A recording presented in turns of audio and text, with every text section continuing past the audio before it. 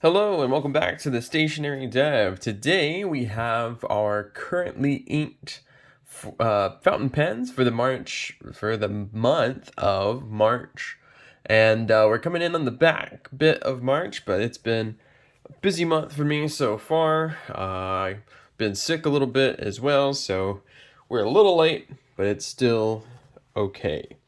So let's go ahead and get this labeled. We're in this Taroko staple bound notebook with Tomoe River 68 GSM paper, and this is the old stock paper as well. Let me go ahead and get this labeled. So we have currently inked for March 2023. Sometimes I forget it's 2023, and since we have this one out here, we'll go ahead and cover it. So this is my Cross Peerless 125, and this is the Platinum Medalist trim. So it's got a metal body, platinum on the silver part, and this is just gold colored trim there. Pretty big pen, but it's really comfortable. I really enjoyed using this. My only qualm with this pen so far is that if I leave it without writing with it for, I'd say, over 2 to 3 days, it does kind of dry out a little bit, so you do have to prime the feed every once in a while. But other than that, it's a fantastic writer. I've written some letters with this one and done some journaling and stuff, so it's a really good pen in terms of feeling comfortable to me and how I like to write it. So our first pen here is the Cross Peerless 125. Do I want to say, yeah, I'll just go Platinum Medalist. And this has a fine sailor nib, and it's actually an 18 karat gold sailor nib on it. Let's see if we can get a decent shot of the nib. Maybe not. There you can kind of see. It's actually a sailor nib on an American pen, which is kind of unique. I'm going to adjust this real quick. And the ink that we have in here is one of my absolute all-time favorites, and that is Colorverse Dark Energy. Really great ink. It works in every pen. It's super smooth. I love the color. It's sort of in between a brown and a red, just like perfectly in between those two colors. And honestly, it's a real treat. Pretty wet combo there for a Japanese fine nib. And the bottles for the Colorverse are really neat. I need some more Colorverse inks just because I really enjoy this one. But here's the bottle. This is the 65 milliliter bottle. It also came with, I believe, a 15 or 20 milliliter bottle that I've already finished. And so this is what I have left here. Really interesting bottles there, but we'll go ahead and do our swatch. And let's get some ink on this. Do a quick swatch. And you'll see it goes down pretty red, but as it dries, it goes brown. And then there's also just a little bit of sheen with this one as well that you'll see come out as it dries a bit. So there's Colorverse Dark Energy and the Cross Peerless. And that's really a nice combination there. I've really enjoyed that combo for my pens. And then the rest are a lot of the inks that I have this month are samples as well. So in this pen, we have another sample, but this is the Pelikan M800. And this is the brown and black stripe finish, which was a limited edition one that they did. Really nice pen. I love this one. It's excellent writer. Super smooth. Never had any problems, of course. Pelikan M800. I'm just going to call it brown black. And this has an extra fine Pelikan 18 karat gold nib there.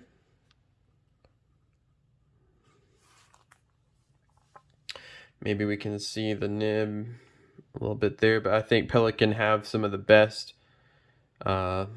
looking nibs. There we go. Got to work on the lighting a little bit, but I think Pelikan have some of the best looking nibs out there. My opinion, of course, but... And in this, we have a sample of KWZ honey. As a brown ink guy, I've never tried honey because it's pretty similar to my favorite ink, which is Diamine Tobacco Sunburst. But I think this one's a little lighter and a little yellower than Tobacco Sunburst. So it's still a good ink. I don't know if I'll pick it up yet.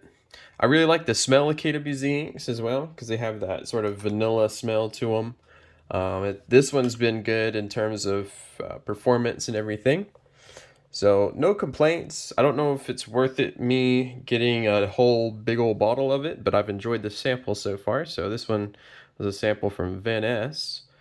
And do a quick swatch of it so you can see the range of colors in this ink because it is a really great shader.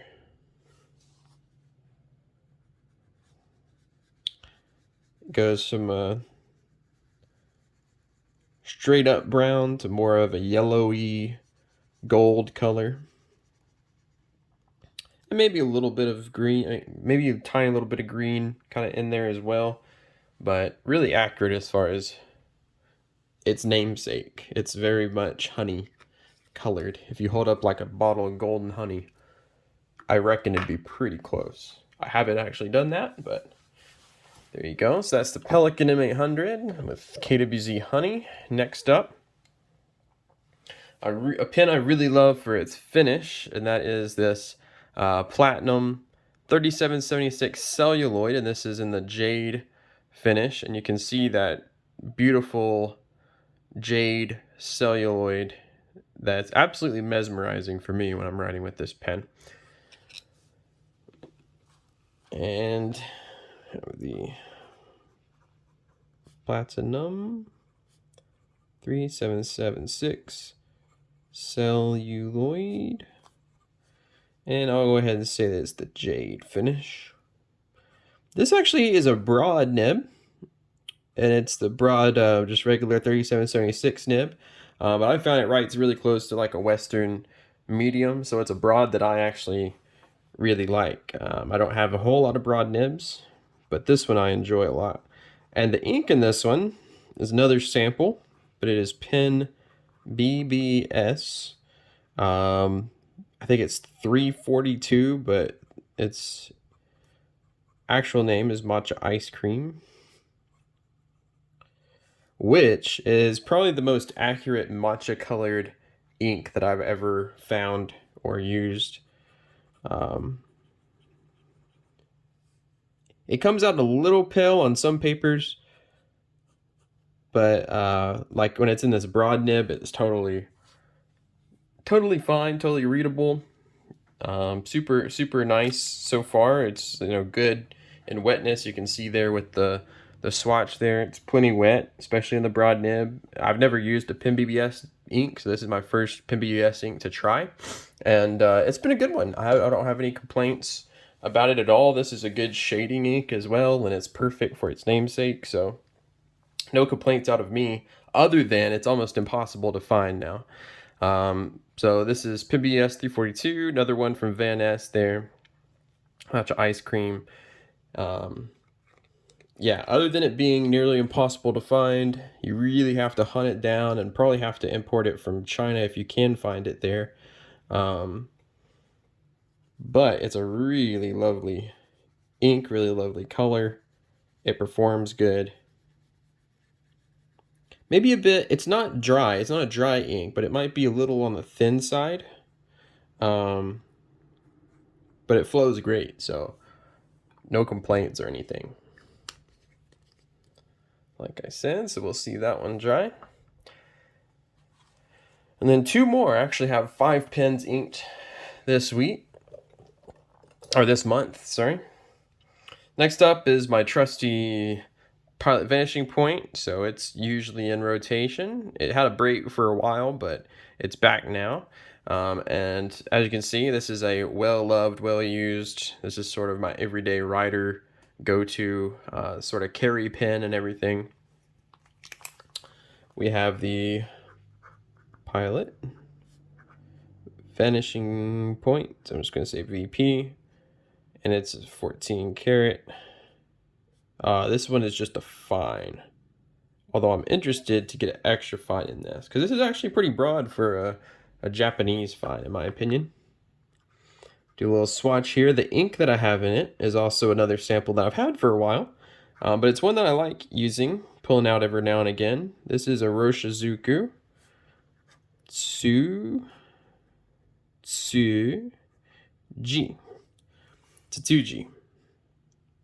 And I'm not usually a pink ink guy, but for whatever reason I like this one. It's vivid. It's got, I don't know, I like using it, especially in like springtime. I think these are some good kind of spring colors together. And yeah, it's pretty fun ink to use, and it's Iroshizuku, so of course the performance is going to be great. It's really wet with this fine nib. I can't remember if the Vanishing point is 18 karat or 14 karat. So that one might be wrong there. I don't know if I can see. Maybe it's 18 karat. Can somebody, I can't read. Maybe if I can get it to, oh. I believe it's 18 karat. So let me correct that. I believe it's 18 karat because I can see the 750 there. So we're going to correct that. 18 karat. And just made it nice and messy. And this one, like I said, I've had for a while. This was a sample I got from Pen Chalet, Iroshizuku Tsutsuji. And they have a lot of pinks now, actually. But this one I really like. For whatever reason. I'm not usually a pink ink guy, but I like this one. And it has a little bit of a gold sheen if you put it in like a really wet writer and on the right paper, which this is some Tomoe River paper. So let me get some more on this thing, and maybe we can get some sheen out of it if I can put it down. Not really a shader. Maybe there's a little bit of shading going on there, but mostly it's just a flat color with a little bit of gold sheen in it. But really nice ink. It's bright and sort of wakes you up and I guess energizes you, but it's still very legible, which is sort of one of the things I look for in an ink is, can I read this thing that I'm writing? All right, and then that brings us to our final pen. And this one, I don't know if I'll include it in future ones, but this one is just sort of one that I've inked to always have inks like this. But this is a Platinum Meteor or Little Shooting Star or whatever. It goes by a couple different names. This is actually a Harry Potter edition one. Let me see if I can get it to focus. Nope. We're having all kinds of focus problems today, but it's a Ravenclaw. Like Harry Potter, they did some Harry Potter limited edition ones. And so this one I actually set aside to ink for a specific ink, which you'll see here soon. And it's the Platinum Meteor. They're really inexpensive pens. They're the same exact nib and feed section and everything as the Platinum Preppy. So this one's just a steel, and I believe this is just a fine. And the ink, which you might have guessed, is Noodler's Baystate Blue. I inked it up. I've sort of kind of chosen to dedicate this ink to this pen, or this pen to this ink, rather. because it will stain your, it's kind of hard wearing on your pens, it'll stain. It's kind of fiddly. But I have a big old bottle of Baystate Blue back from when I was first getting into fountain pens, and never really used it. So I decided to sort of dedicate a pen so I can kind of use up the ink, because otherwise it's just sitting there. And so I'll always have this pen inked with Baystate Blue, and it'll always be there. It's got that, you know, like the slip and seal mechanism, so it'll always be wet and ready to write, won't dry out on me. Here's the bottle for Baystate Blue. That's a replica of a Colonial ink. Make sure to rinse out the pens really, really good before filling it with this ink. You can see it comes with its own disclaimer and everything. That's Baystate Blue for you. I'm going to try to open this without causing a huge mess on my desk and on the paper, and try to get a swab for you. So some Noodler's Baystate Blue, the brightest, vividest blue that you can get.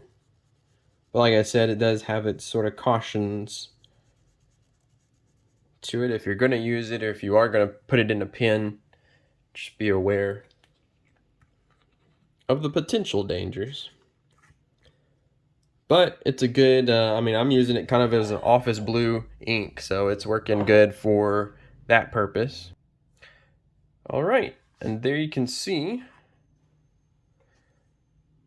great shading here and here. We can see the sheen coming through on the dark energy. Sort of like a, I guess like kind of a greenish sheen that comes through sometimes, and you can see it dries closer to a brown maybe than a red. One of my absolute favorites. A little bit of shading, but you can see that gold sheen coming through on Tsutsuji, and then Baystate Blue being Baystate Blue. So that is our currently inked pens and inks for the month of March. And like I said, I have 5 this week, but I don't know if I'll include this one every time. Maybe I will, or I will for a while. Also, I didn't do any writing samples on this one just because I didn't have time to, but let me know if you want me to keep including some writing samples with the inks, if you like that or not, or whatever. But there we go. Let me know what you think of these inks, what you have currently inked. If you kind of do, I kind of like to match the seasons with sort of some of my colors, just to have something different, or have, you know, a little bit of seasonal flair to it, but not always. But this month I do. And anyways, appreciate the watch. Make sure to like and subscribe if you haven't already. It really helps out the channel, and it also helps you know when a new video comes out. And until next time, I'll catch you all later.